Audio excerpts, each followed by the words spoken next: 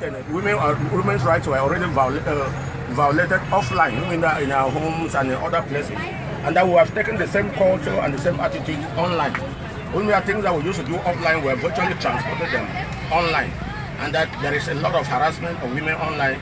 We have examples that come from Musa once she's online and post so many negative comments come, and that so many other women have opted out of the internet, have opted out of so many social media networks because of the way you harass them, because of the way the men folk, the male chauvinistic folk is not welcoming.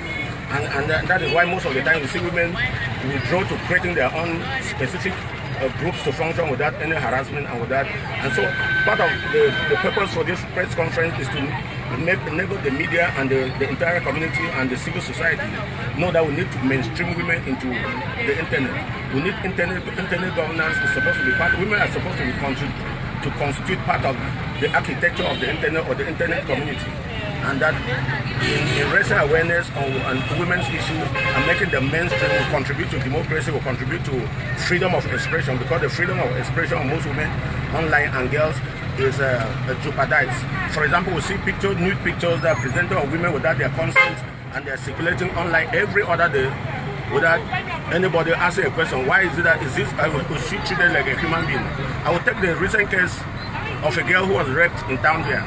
The way the guys who took the picture presented it might have solved a big problem, but at the same time it further violates the woman's rights were further violated. Her dignity was taken away because they presented her as if she was just a vulgar human being, and even the guys who are videoing the lady were virtually laughing as she was presenting her gory picture and her rape case with the military officers. I would think that they could have done a better job of just blurring the image of the lady, because of blurring the image of the lady or taking the lady from behind. It would have still, the story would have still gone, nothing would have been taken away from that particular story. And there's so many instances that we have to Cameroon here. We know in 2016 when the activists refused that GCA should not be written, and the former GCA registrar went ahead and organized GCA, a picture circulating online, naked picture of who was supposed to be the daughter, and that what we're stressing here is that the pictures circulate without the consent of the lady, and we'll see and we'll like, we'll click, we'll share, and I will click and we'll like and we'll share and we'll make our negative comments and laugh. We're actually propagating violence against women, and we're actually treating women as commodity, which is something that we need to discourage. And that one can only be discouraged by allowing women's voices to be heard and to be respected online. Basically, that is the purpose of the press conference. But more importantly, let me just reach out the vision statement as recorded, so that we'll have a clearer view of it, and then in the process of question and answer, it will be easier for us to have a better understanding of what we're saying to them. The Internet Freedom Festival is part of the annual Bermuda Human Rights Film and Arts Festival that has been organized since 2011 by a Common Future organization. A Common Future works at the intersection of new media, human rights, democracy, good government, transparency and accountability.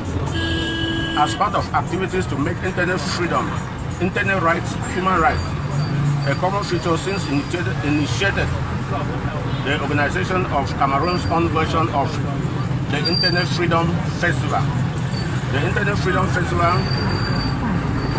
is intended to be Cameroon's largest gathering of internet rights advocates, promoters, industry technicians, and above all, internet users across Cameroon.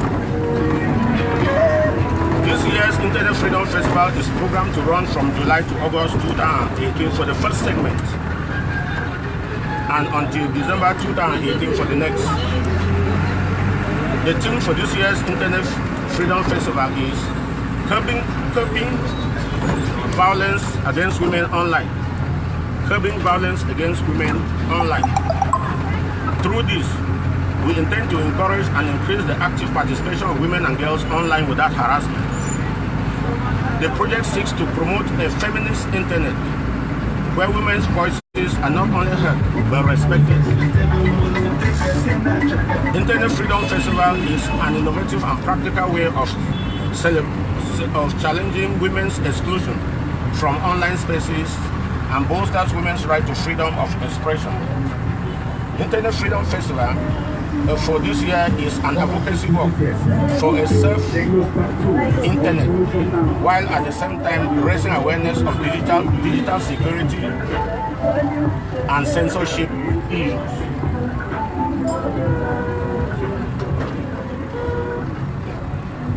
Internet Freedom Festival envisions a place where all people, and especially women and girls, are able to exercise their rights to expression online without being threatened. At a common future, we believe that a free internet without access to information,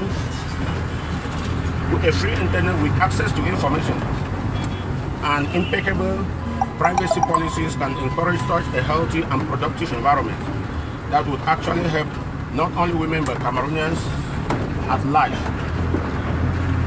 The facts are telling.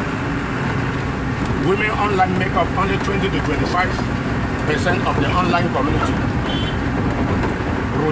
They routinely face bullying, revenge porn, blackmail, impersonation, non-consensual usage of personal information, privacy violations, sexual harassment, stalking, and other forms of harassment.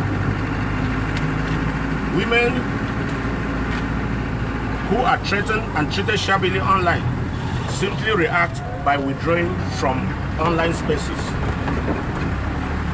It is because of this silencing of female voices online, the systematic and unconscious exclusion of women from social media and other sites, that this Internet Freedom Festival finds expression.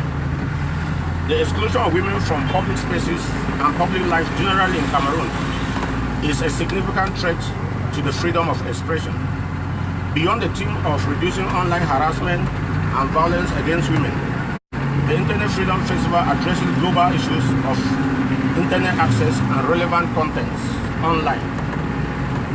It was President Paul Biya who, during his address to the youth last February 10, 2018, he urged youth, and by extension all Cameroonians, to the need not to be passive followers of social media posts or gullible relays of unverified information and propaganda. Only last May, the Pope Francis, noticing the rise of dangerous hate speech and divisive language online, devoted a prayer intention for the whole of the Universal Catholic Church to the effect that social media networks work for inclusiveness that respect people for their differences. It is for this reason, plus the fact that the Anglophone problem is dangerously contributing to hate speech and divisive tendencies, that this project has been conceived.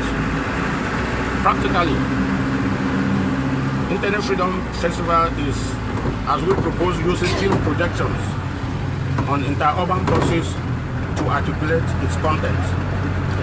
In a light-hearted manner, the festival draws the inspiration from the day-to-day vending of various items on travel agencies by mobile vendors. Apart from the festival, a common feature will be using the pretext of the ongoing presidential election campaign, where virtually all the candidates for the upcoming presidential election are using social media to lobby candidates. So we'll be using it to lobby them to factor in the protection of internet rights and internet users online into their campaign manifestos. Going by the past history of internet shutdowns in Cameroon, we will be urging candidates who are canvassing for the attention of over 3 million voters online to state what protection policies they would be bringing to the protection of the online community if as they vote for them. They must take commitment not to cross the bridge and burn it by ever shutting down the internet. To this effect, We'll be presenting to the Cameroonian civil society and all candidates to the October 7 presidential elections our proposed private members' bill on digital rights protection in Cameroon.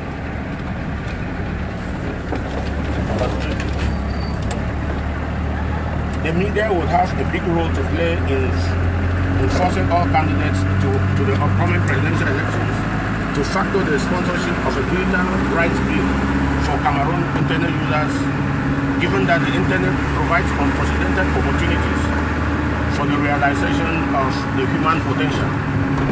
If every journalist or media personality interacting with any of the 28 presidential candidates urge them to factor the protection of internet and internet access into their campaign manifestos and commit to protecting and defending it, that will make all the difference in Cameroon. If every youth online takes seats or have vote to any of these candidates, depending on the interest they play in protecting social media and the internet and opening up to internet access and increasing the broadband and the bandwidth in Cameroon, that would have been the biggest victory that people have had in this present campaign. Of course, we know that we need to also factor in privacy and data protection, because we need a law in Cameroon on data protection. Well, how does government use, because what obtains these days is that when they arrest you, they seize your phone and then they take the data that you don't know how it is used. There are no law that says how they should use the data, and there are no law that say when they should, how long they should keep the data, because there should be a regulation on data in Cameroon. Can somebody access your private data? As because we know that all of us put our birthdays, our number of children that we have, our birthday, everything online. And so this information, where does it end up? Does the internet service provider not forward it to some other entity that likes to use it or would have used it for presidential campaign without seeking your authorization? Does the fact that President Paul Biya declared online not mean that he had access to privy information that could have only been provided by internet service providers on the number of people that were to be online at a particular time he tweeted? So those are the issues of data protection and privacy that we need to address, that we need to urge all the presidential candidates to address when, for each of them that finally reaches out to the truth. And we believe that this is the time for us to market this particular idea as civil society, as journalists, as everybody, because all of them are alert and all of them will not see that all of them are virtually online. And unlike in 2011 where there were only 500,000 Cameroonians online, our voters, today there are 3 million voters online, and so a lot of campaigns are being done online. And so we need to, as individuals, as citizens, reach out to government, reach out to all the candidates to ask what will be their protection, what will they provide in exchange for us if we vote for them as they are using internet. Will they cross the bridge and burn it? I will saw internet cuts in Cameroon in 2017. These are the issues that we think that if the civil society and emerging digital rights community, because there is an emerging digital rights community in Cameroon here, that when they address, will be benefiting a lot from this political campaign. Ladies and gentlemen, that's the vision that we have, and that's why we've gathered you people together here so that we discuss on this and see how we can collectively, because it's a collective action, it's not a one-man action, so that we discuss and see a way forward.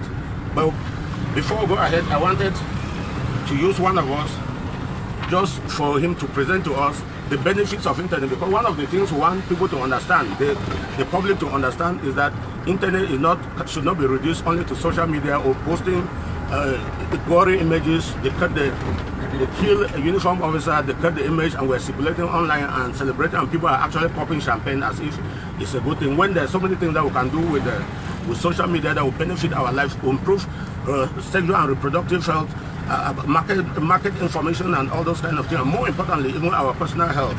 And I want to talk about somebody that was reluctant to join the social media, but immediately he joined it. He is also reluctant to drop out of it. We're talking of our very own publisher of the Independent Observer, Peter Kings Magnon, who has a very rich experience as to how he has been using the internet to better his life. Peter Kings Magnon. Yes.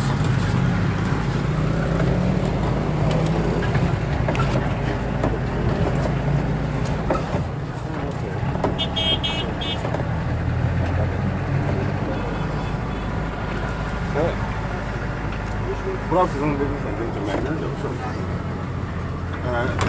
Presenting expositions has not been part of me for quite a long time.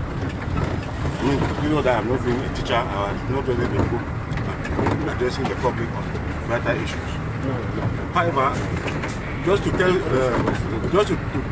a good number of persons who think that being almost an Android Methuselah, as the voice described our leader, I realized that I need the internet for health reasons and not for forwarding pictures, nude pictures or horror pictures. The internet has been of great use as far as the health is concerned. In fact, I always follow the column Life Well Lived, and one of the first things I discovered about the internet was that it could make somebody live longer and live a healthier life.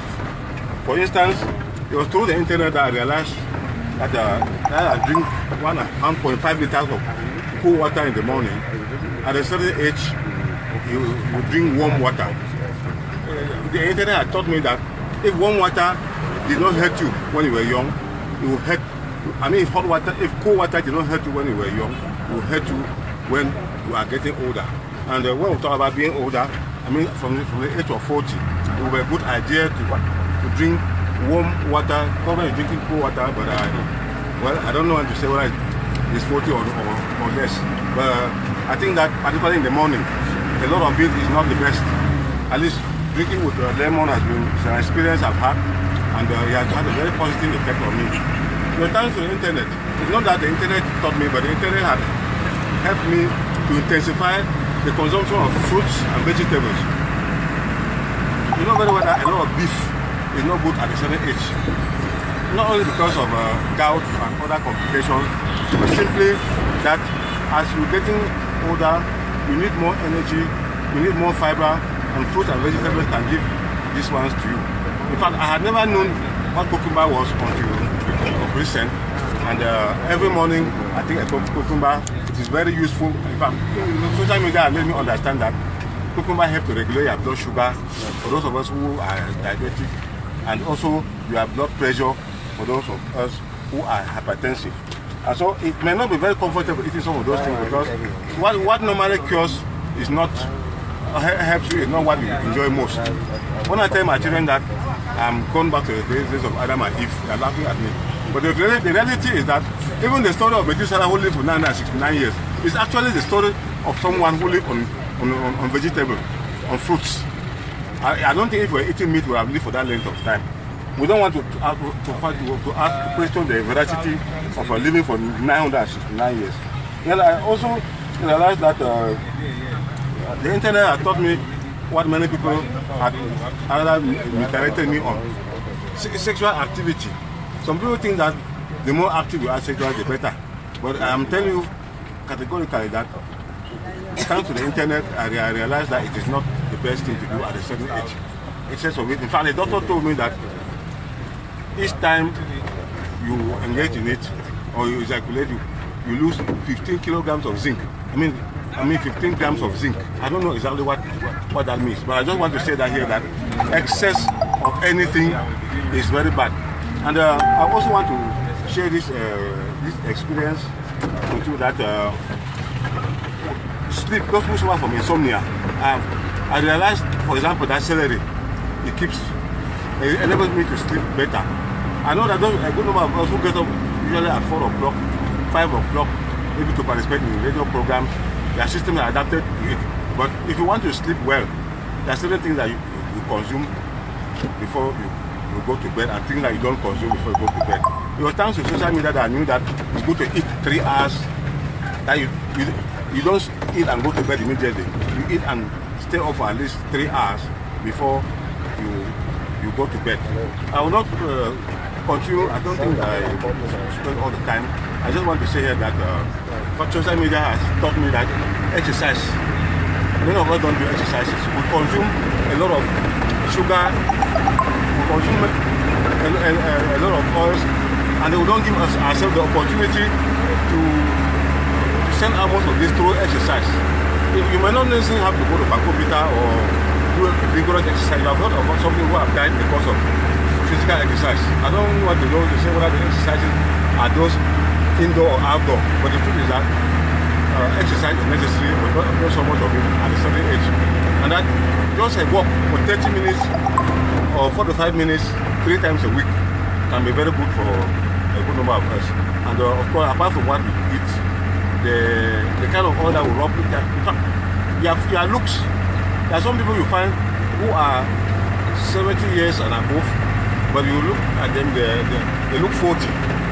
If you see, but for example, my friend Boma Christopher, is a living example. You see Boma Christopher always looking fresh. You don't know that this is a man who's on retirement, because he keeps fit and he does the right thing, he eats the right food, and he takes the rest that the body, amount of rest that the body needs. And so I'm just saying that if there's nothing I've learned from social media, I've learned how to live better and a more healthy life. And therefore, for those of us who happen to have had one, many people with terminal illnesses like diabetes and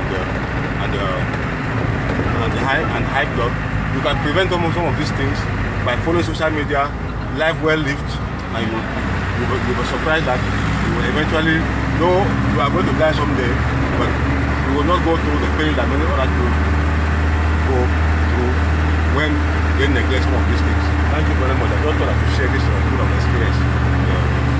Thank you very much, Peter Kings Manyon.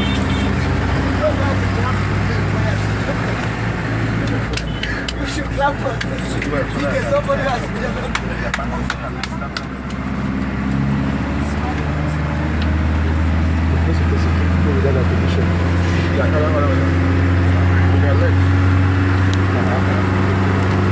Thank you very much. It's an exciting experience from our very own Peter Kings Manyon. And this experience shared by Peter Kings marks the first part of our discussion. And then we can take some few questions before we move to the next part. Few questions, contributions, explanations before we move to the next part. Maybe yes. Okay.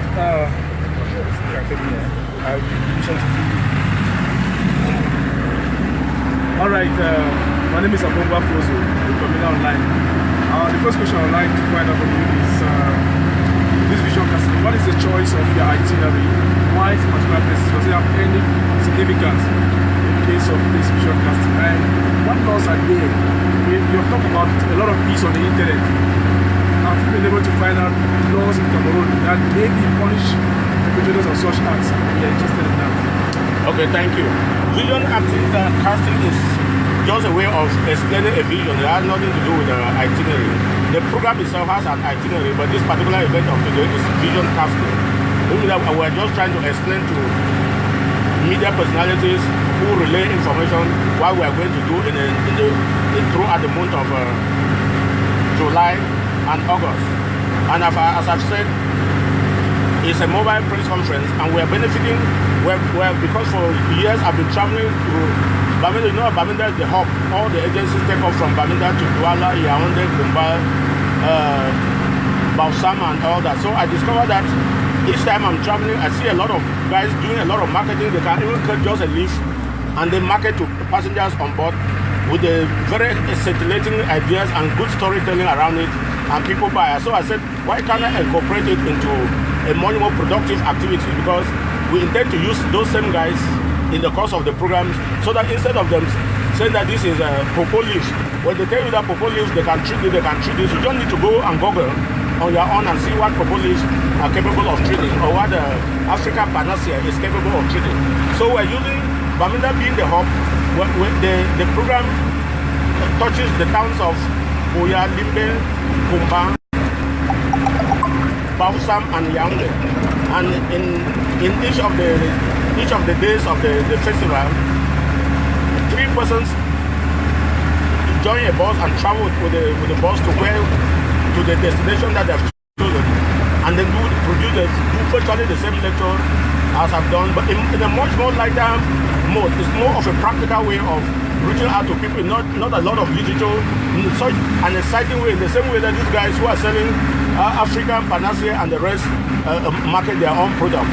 You can weave it around storytelling, you can weave it around things that are helpful to the internet.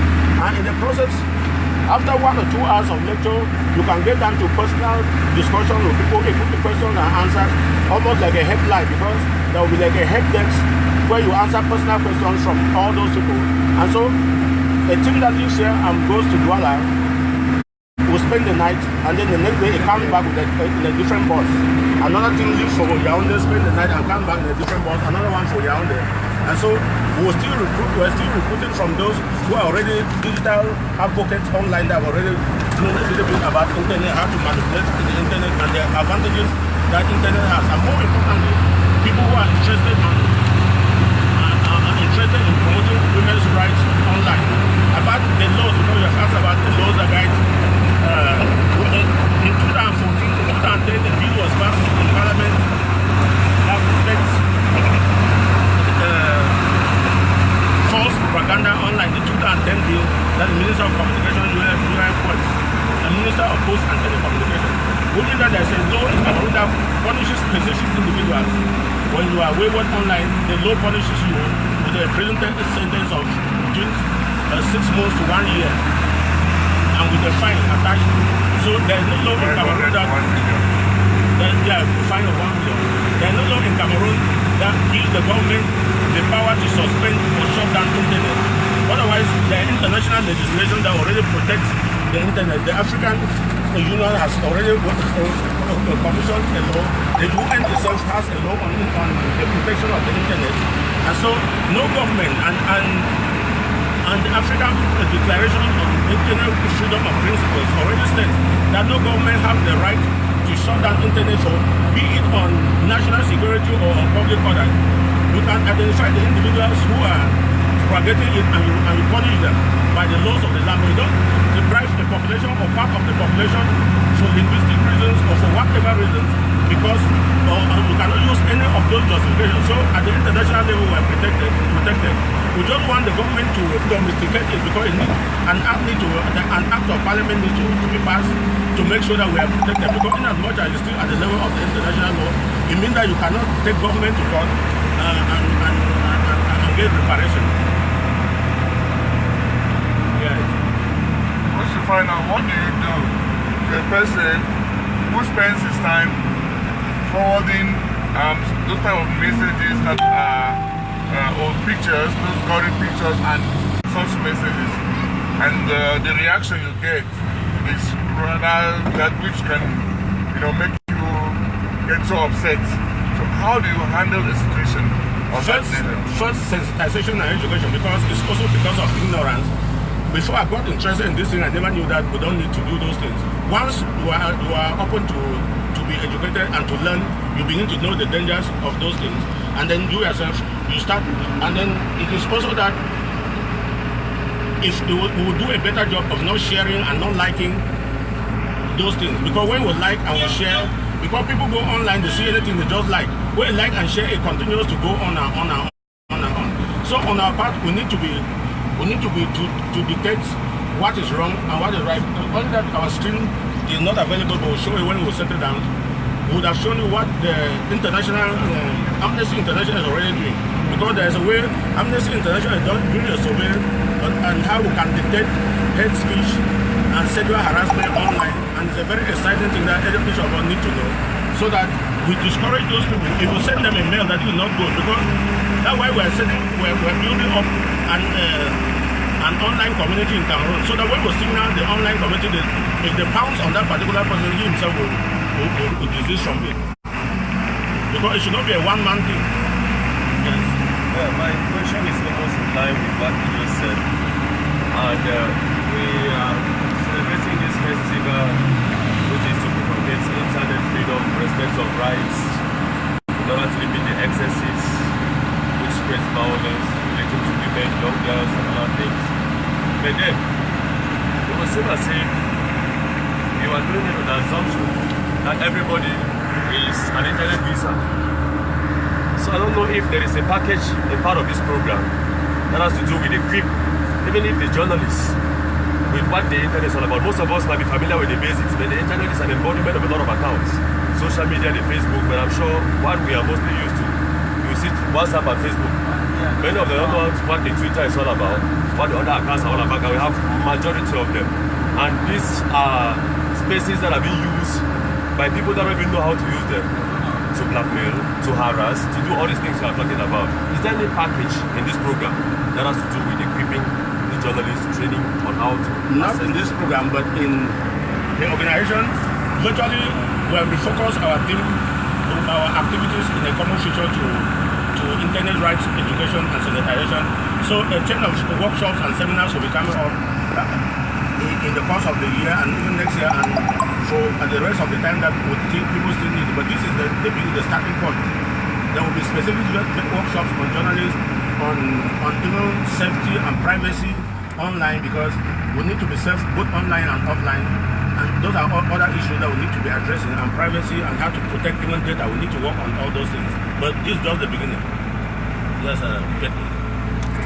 Thank you very much. I want to find out from you. You already started something about internet freedom or digital rights freedom in Cameroon.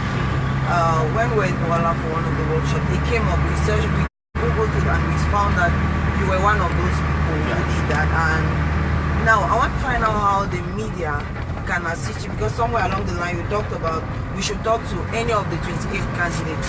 So I want to find out how the media can help you or assist to see that this bill is passed in Parliament. Because if we work in collaboration, I think that it's the same thing that Paradigm Initiative is doing in Nigeria now for the digital rights and freedom.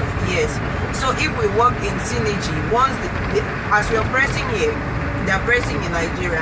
The African continent sees that it's something that needs attention, and they might easily pass it in their parliament. So I want to know how we as media persons can assist in seeing that this dream comes true.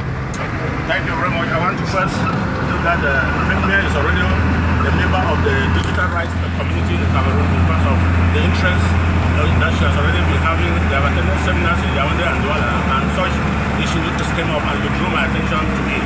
And actually, we program this thing to fall around campaign time, because we know that this is the time that all the candidates are alert to this issue. And my interest in getting the journalists on board is because